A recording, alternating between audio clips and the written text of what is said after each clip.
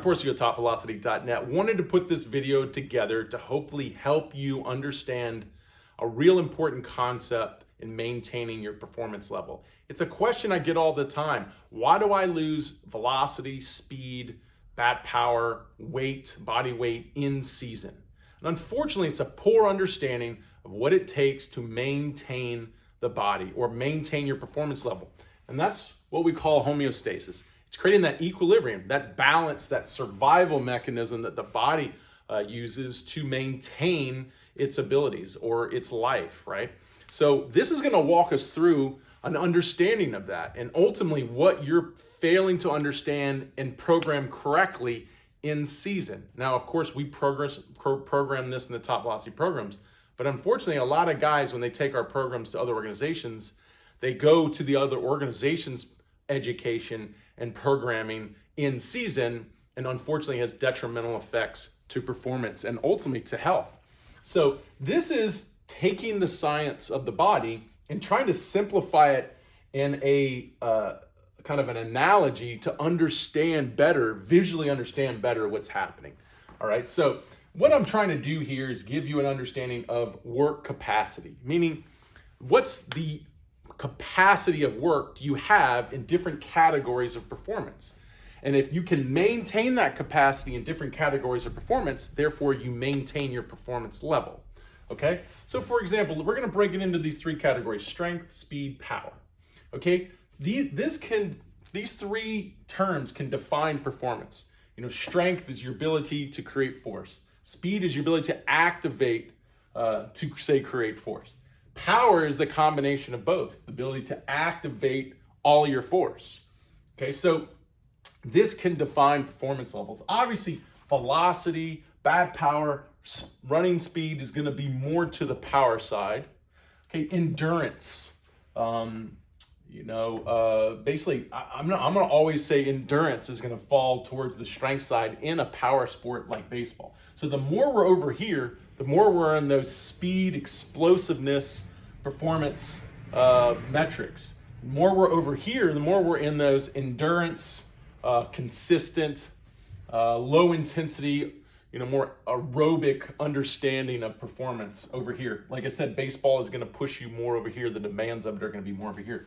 All right, so the way this works, so I created these little buckets or cylinders to fill up with energy. What is energy? Energy is what we use to activate these levels or categories of performance. So basically, these cylinders are going to be filled up by the energy we have to express them and use them.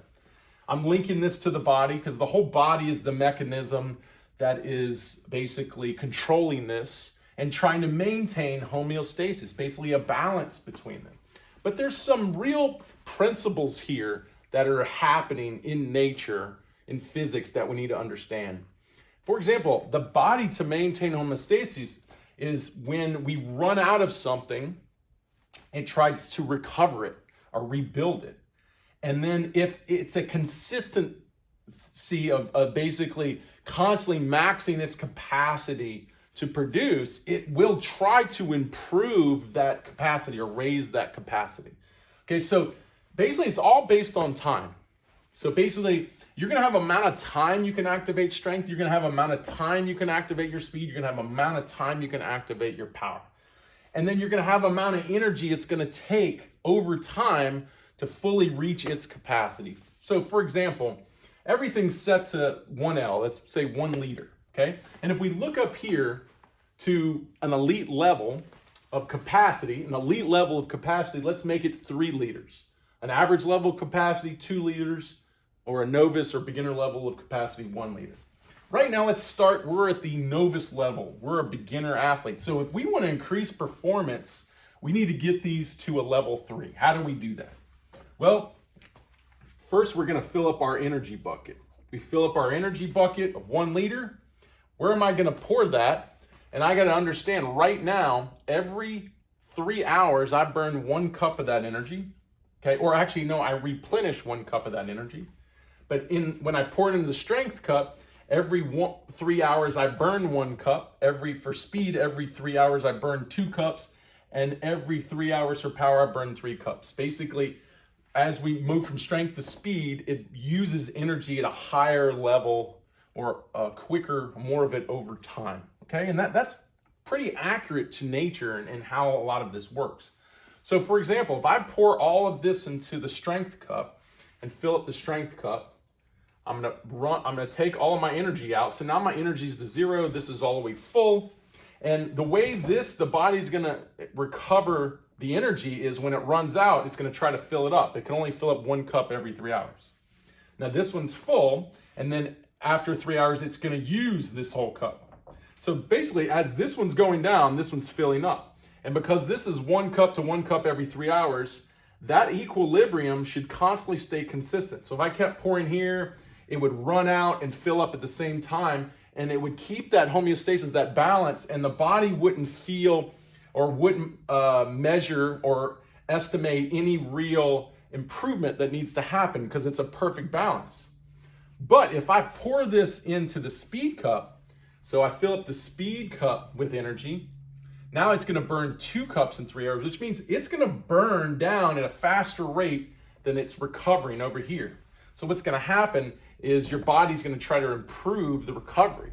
Because you're using it a lot with speed, which is burning faster than it's recovering, it's gonna try to improve that capacity. So say now it increases the capacity over here to 2 liters. So now you got 2 liters to 1, which means you fill up half, and now you have another half you can put over here, and you can start spreading out. And now it is a higher capacity, so now your performance level goes up. So that's how we would improve performance. We put a demand on energy, on strength, speed, or power, and it forces the body to improve the demand and increase the capacity. Here's the problem when we get in season. Okay, so say we got these all to level 3, okay? Or 3 liters, or we can think of it as level 3.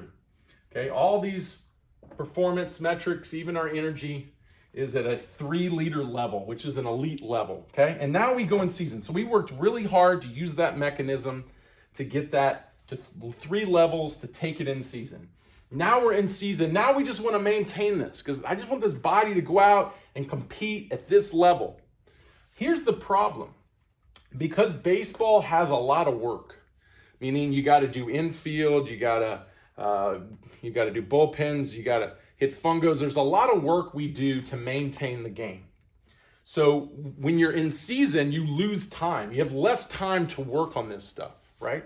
And a lot of that energy is being used differently in the time to work on these things, not like in the off season where you can just strictly focus on these performance metrics and these performance categories. So in season, a lot of this energy is probably going to go more to strength because that's what you're activating when you're standing around, or you're working on just some basic things. You're just kind of going through the motion, the PFPs, or you're doing some light, weight training or light med ball throwing. You're typically probably more activating strength. So what happens is you're filling the 3 liters in, the 3 liters are going here, you're maintaining the equilibrium here to here, but now you're not activating or filling up the speed bucket or the power bucket. And what happens is it starts to break down. So it starts to basically conserve because it's not being used as much. Basically, it's being less stimulated, the body uses it less, so it starts to break down. So now this drops back to a 2 liter and a 2 liter. Now all of a sudden, because of this, because we're just constantly standing around doing our work, more on the strength side of performance, and we're keeping homeostasis here, it's not keeping the balance over here to keep it to 3 liters. So now we've dropped. Now what's happening is now our velocity went from 95 to 90, 91.